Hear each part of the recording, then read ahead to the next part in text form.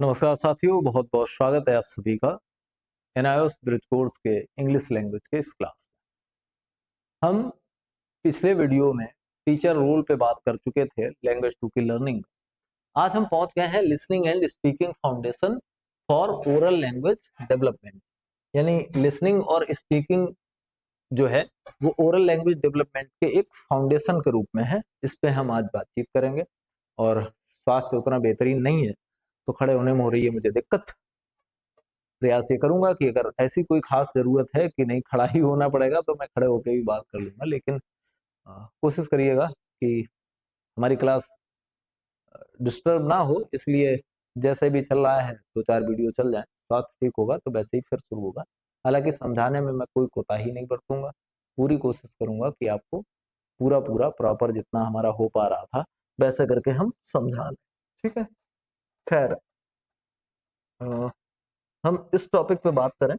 Topic हमारा है listening and speaking, सुनना और बोलना। बड़ी महत्वपूर्ण बात है। आइए हम पहले इसके पूरे मूल को समझने का प्रयास करें। दरअसल लिसनिंग और स्पीकिंग को हम सेपरेट नहीं कर सकते, इनको अलग नहीं कर सकते। क्यों? क्योंकि ये दोनों साथ साथ चलने वाली प्रक्रियाएं हैं। एक वक्तव्य आपने खूब सुना होगा कि अच्छा वक्ता वही होता है जो अच्छा श्रोता होता है। Good speaker is always a good listener. एक अच्छा वक्ता हमेशा एक अच्छा श्रोता। तो जो चीजें बच्चा सुनेगा वही चीजें बच्चा बोलेगा, और इसका सबसे सटीक एग्जाम्पल है गाली। गालियों से बेहतरीन कोई एग्जाम्पल आपको समझ नहीं आए। सबसे बेहतरीन एग्जाम्पल, बच्चा अपने परिवेश से गालियां सुनता है और फिर देने लगता है। और हम इस बात की चर्चा करते हैं कि हमारा बच्चा गालियां देने लगा। क्यों देने लगा? क्योंकि उसने परिवेश से सुनी है। अगर वो नहीं सुनेगा तो नहीं देगा। ठीक वैसे ही जैसे कि जनरली बच्चों को चॉकलेट की आदत पड़ जाती है, तो अगर हम प्रारंभ से, कभी हमारा ही मन होता है ना पहली बार उसको चॉकलेट खिलाते हैं, अगर प्रारंभ से ही हम उसे कभी चॉकलेट दें ना, हम उसे गुड़ खिलाना शुरू करें, तो उसे जब मीठा खाने का मन होगा तो गुड़ मांगेगा, ना कि चॉकलेट। तो बच्चा वो सब चीजें जो वो बोलेगा कहां से लाएगा?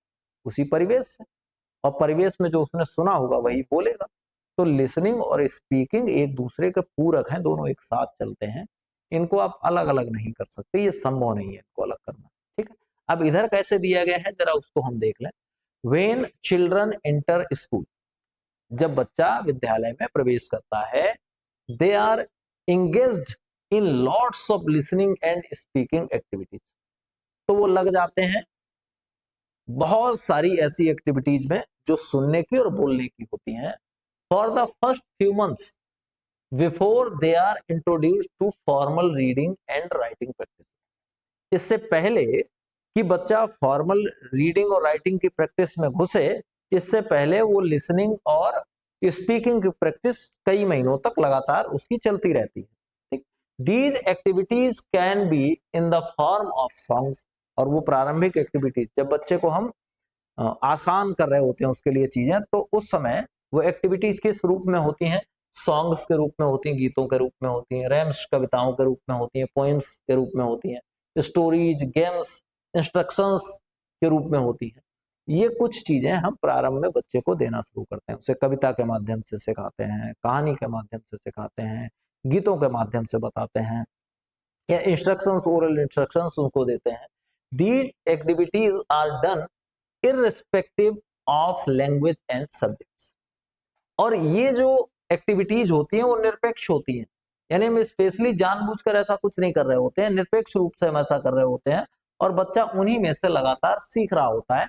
लैंग्वेज और सब्जेक्ट के रूप में ये सब नहीं होता। As primary teachers, primary teacher के रूप में we have also done this ourselves, हम ये स्वयं भी करते हैं। दिस इज डन, ये किया जाता है बिकॉज वी बिलीव, क्योंकि हम विश्वास करते हैं that a child should first learn to listen, कि पहले बच्चा सुनना सीखे, एंड स्पीक और बोलना सीखे ए लैंग्वेज, किसी भाषा को, before they can read and right, इससे पहले कि वे पढ़ें और लिखें। हमें प्राइमरी अध्यापक के रूप में ये ध्यान रखना चाहिए कि हम इस बात पे विश्वास करें कि हम बच्चे को पहले सुनना सिखाएं, बोलना सिखाएं, तब जाकर के पढ़ने और लिखने पे फोकस करें। क्योंकि हम अपनी नेटिव लैंग्वेज जिस नेचुरल तरीके से सीखते हैं वो नेचुरल तरीका यही है, पहले बच्चा उस लैंग्वेज को सुनता है, फिर बोलता है, फिर लिखना पढ़ना सीखता है, ये बात की बात है। ठीक है, ऐसा एक प्रोसेस है। तो जब हम L2 की बात करें तो L2 भी क्यों ना हम नेचुरल वे में सिखा दें, हमारा तरीका भी वही रहे। इन ओरल लैंग्वेज डेवलपमेंट, यानी बोलचाल की भाषा जो ओरल लैंग्वेज है, मौखिक भाषा के विकास में both skills are equally important. Equally मतलब बराबर, दोनों स्किल्स, कौन सी, लिसनिंग और स्पीकिंग, दोनों स्किल्स बिल्कुल बराबर है। दे आर पैरेलल प्रोसेस, और ये एक समानांतर प्रक्रिया है। कैसी है, समानांतर प्रक्रिया है। पैरेलल मतलब समानांतर, दोनों एक साथ चलने वाली प्रक्रिया है। सुनना और बोलना, बोलना और सुनना, दोनों एक साथ चलने वाली प्रक्रिया है। When we talk about oral language, जब हम मौखिक भाषा के बारे में बात करते हैं, we talk about both listening and speaking, तो हम दोनों के बारे में बात करते हैं। यानी कभी हम मौखिक, ये कहें कि मौखिक भाषा, तो इसका मतलब होता है, हम जनरली ये मान लेते हैं कि हम बोलने के बारे में बात कर रहे हैं। नहीं, बोला तो तभी जा रहा है जब कोई सुन रहा है। तो सुनना और बोलना दोनों साथ साथ चलने वाली प्रक्रिया है। ओरल लैंग्वेज का मतलब ही है लिसनिंग एंड स्पीकिंग, सुनना और बोलना, दो के दोनों skills. Listening and speaking together make the foundation for oral language. ये आपका वन लाइनर में एक अच्छा प्रश्न बन सकता है। What makes the foundation for oral language, कौन सी चीज ओरल लैंग्वेज की फाउंडेशन तैयार करती है, आधारशिला तैयार करती है। तो लिसनिंग और स्पीकिंग दोनों मिलकर के मौखिक भाषा की आधारशिला तैयार करते हैं। बोलना और सुनना दोनों मिलकर के मौखिक भाषा की आधारशिला तैयार करते हैं। Development, we all know that children learn to listen and speak.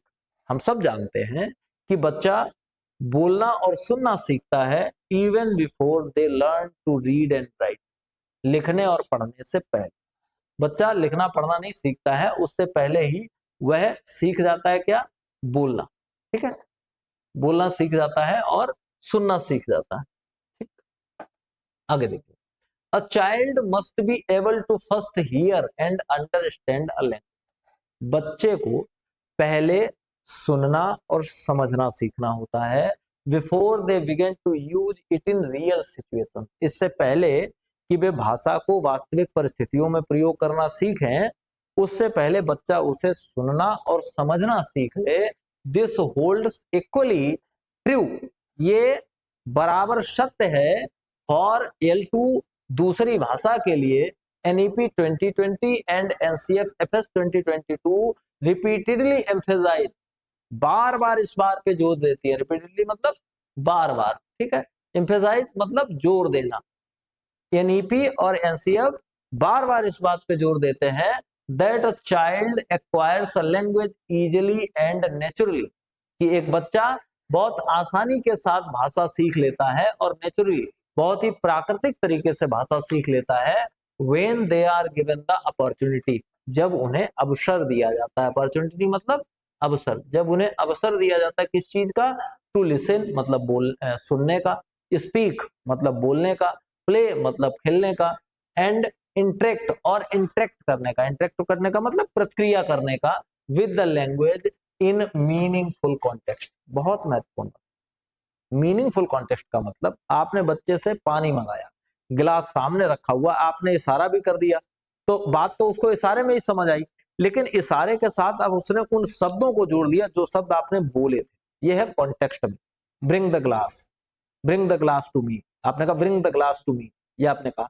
अब बच्चे ने इशारे से ही समझ लिया, आप ना भी कहते ऐसे कर देते केवल तो भी वो समझ जाता, लेकिन अब क्या शब्द आपने यूज किए जब आप ग्लास मांगते हैं। ठीक है, तो ये कॉन्टेक्स्ट की बात है। कॉन्टेक्स्ट में अगर आप उसका यूज करेंगे तो बच्चा आसानी के साथ और प्राकृतिक तरीके से उस चीज को सीख लेता है। This is particularly true, particularly मतलब विशेष रूप से, इन केस ऑफ L2, दूसरी भाषा के मामले में यह विशेष रूप से सत्य है, as it is not the primary medium at home, क्योंकि ये प्रारंभिक माध्यम नहीं होता है घर पे। क्योंकि L2 प्रारंभिक माध्यम तो है नहीं, घर पे बच्चा कौन सी भाषा बोल रहा है, उसकी जो लोकल लैंग्वेज है, उसकी जो नेटिव लैंग्वेज है, जो मदर टंग है, घर पे तो बच्चा वो बोल रहा है। और फिर L2 के मामले में ये बात बड़ी जरूरी हो जाती है। It is therefore important, इसलिए ये आवश्यक हो जाता है that the development of listening and speaking skills in L2 should be intentional. Intentional मतलब इरादतन, इरादतन मतलब इरादा बना के, इंगेजिंग मतलब आकर्षित करने वाला हो, अलाइंड मतलब संबद्ध हो, with the developmental and linguistic readiness of the children. इसलिए ये जरूरी हो जाता है कि L2 में इरादतन तौर पे बच्चे को उसमें शामिल करके, संबद्ध करके उसकी भाषा का डेवलप किया जाए, ताकि लिंग्विस्टिक रूप से बच्चा समृद्ध हो जाए, भाषा को सीखने के लिए बच्चा तैयार हो जाए। अब आगे कुछ दिया गया है, read the conversation given below. एक वार्तालाप दिया गया है नीचे, उस वार्तालाप को जरा पढ़िए। Between the teacher and her student, एक टीचर है और उसकी स्टूडेंट्स हैं, उनका वार्तालाप है। The teacher has just read a story to her student, अपने विद्यार्थियों के लिए अभी अभी उसने एक कहानी पढ़ी है। And is asking the student some questions, और अभी वो कुछ सवाल पूछ रही है।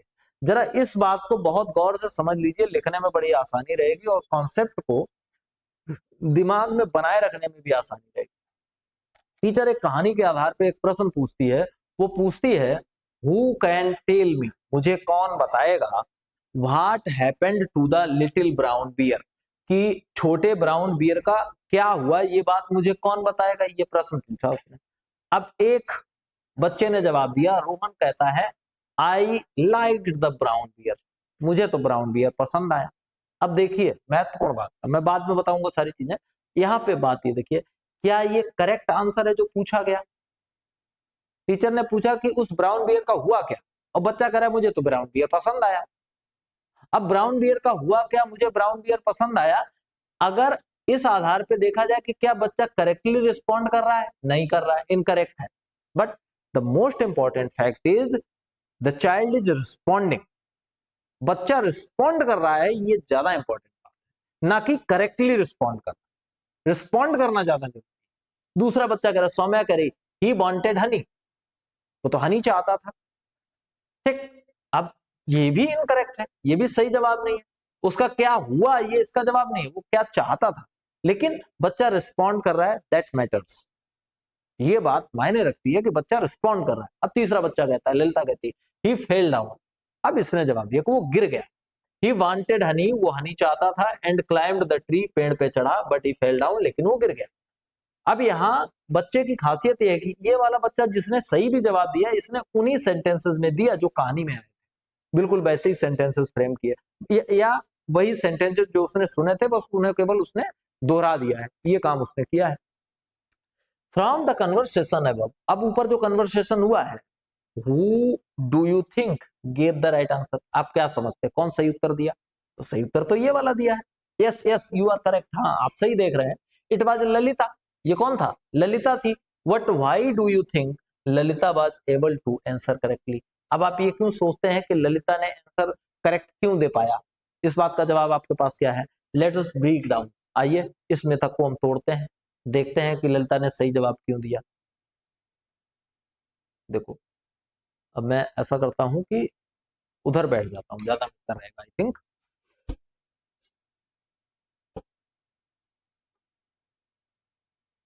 ठीक है, ओके,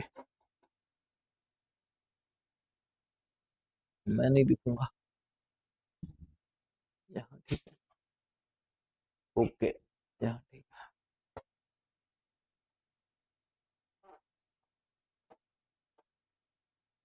देखिए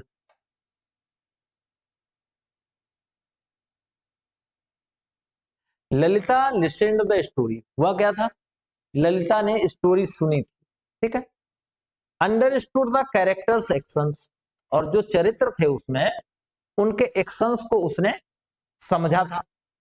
and the main events of the story, और स्टोरी के जो मेन इवेंट्स थे, जो मेन घटनाएं थी, उसको उसने समझा था। हर ब्रेन प्रोसेस्ड द इंफॉर्मेशन, उसके दिमाग ने उस पूरी इंफॉर्मेशन को प्रोसेस किया, घुमाया अपने अंदर। And made sense of it, और इसका एक भाव उसके भीतर उसने तैयार किया। She answered the teacher's question, उसने टीचर के प्रश्न का जवाब दिया।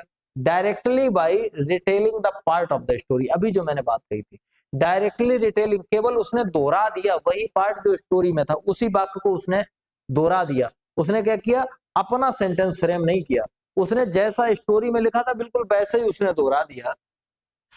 इट शोड, ये दिखाता है, दैट सी अंडरस्टूड, कि वो समझ गई, व्हाट सी हियर्ड, कि उसने सुना क्या था, which allowed her to answer correctly, और इसी चीज के कारण वह सही से जवाब दे हुआ। ठीक है, इसी चीज के कारण वो सही से जवाब दे पाई। ऑन द अदर हैंड, दूसरी ओर, Rohan did not understand the purpose of the question, Rohit ने सही जवाब क्यों नहीं दे पाया, क्योंकि रोहन प्रश्न ही नहीं समझ पाया कि प्रश्न में पूछा क्या जा रहा, वो यही नहीं समझ पाया। which was to recall the story or the content of the story itself। ठीक, इसमें क्या था, स्टोरी को रिकॉल करना था। and said something entirely unrelated to the question, और फिर उसने ऐसा बताया जो पूरी तरह से, entirely मतलब पूरी तरह से, unrelated असंबद्ध था क्वेश्चन से, डिस्पाइट स्पीकिंग इंग्लिश, केवल उसके बोलने में एक चीज अच्छी थी कि वो अंग्रेजी बोल रहा था, लेकिन जो जवाब वो दे रहा था वो जवाब करेक्ट नहीं थे, जवाब तो गलत ही थे। Here it is important to note, यहाँ पे ये नोट करना इंपॉर्टेंट है, that oral language, कि oral language क्या है, listening और speaking, is not just about hearing words and repeating them। बहुत महत्वपूर्ण बात, oral language is not about hearing words and repeating them। केवल शब्दों को सुनना और उसे दोहरा देना ओरल लैंग्वेज नहीं है।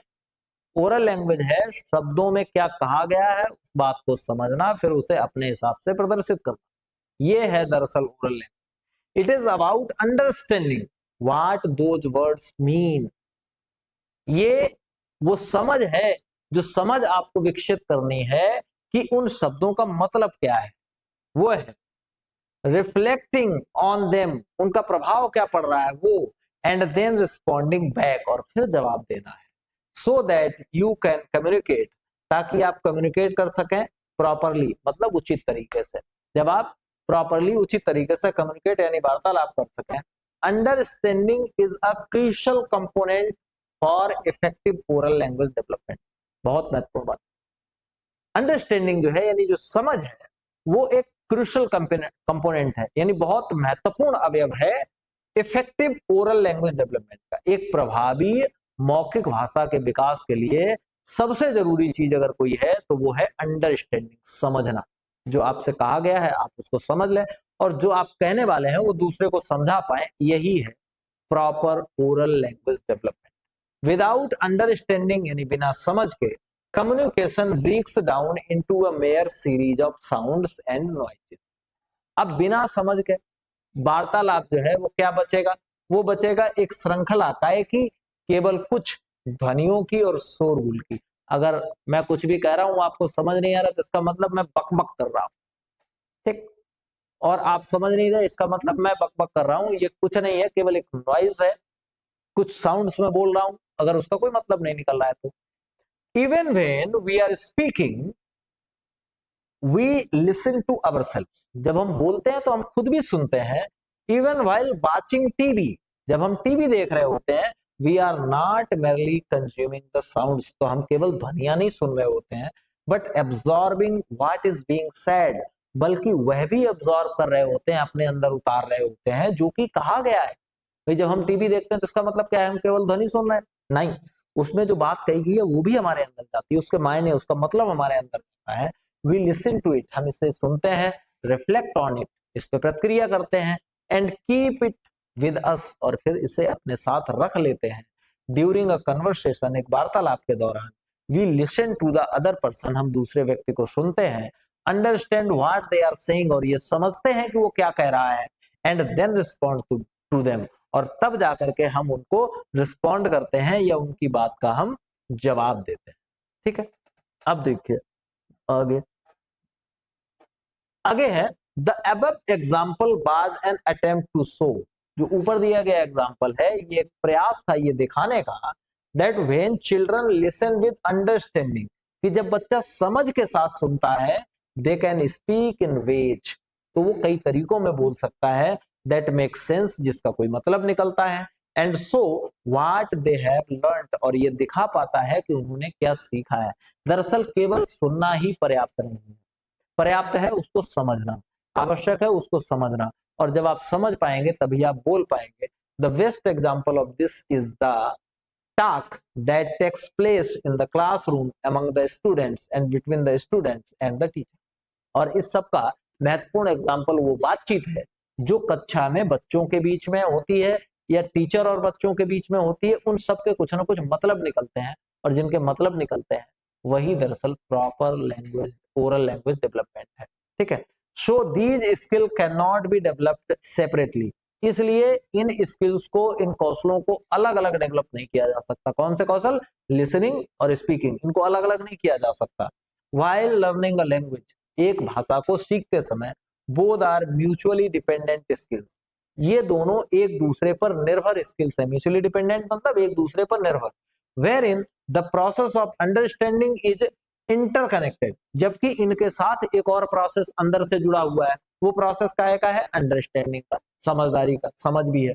Thus contributing to the oral language development of the child, और फिर ये सब मिलकर के एक बच्चे में ओरल लैंग्वेज के डेवलपमेंट के प्रोसेस को बनाती हैं।